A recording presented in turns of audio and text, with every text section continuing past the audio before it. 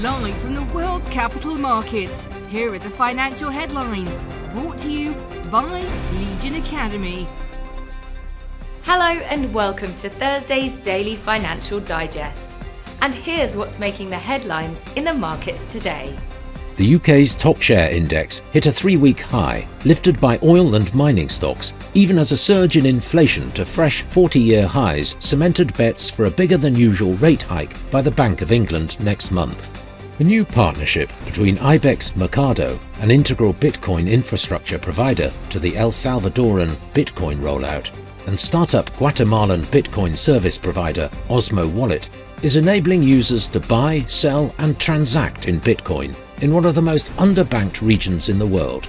The US dollar edged lower against the euro in a choppy session, but its losses were capped as traders were hesitant to drive big moves ahead of a crucial European Central Bank policy decision. The euro-dollar pair dropped 0.5% in the last session. The RSI is giving a positive signal.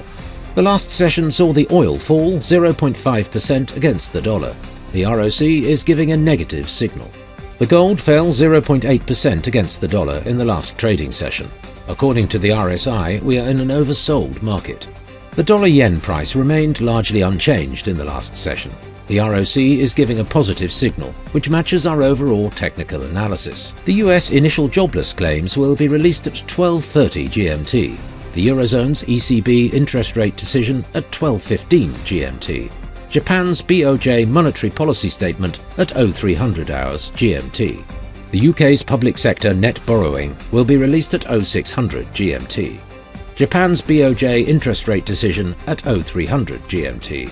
The Eurozone's ECB deposit rate decision at 12:15 GMT. We hope that you've enjoyed Thursday's market outlook.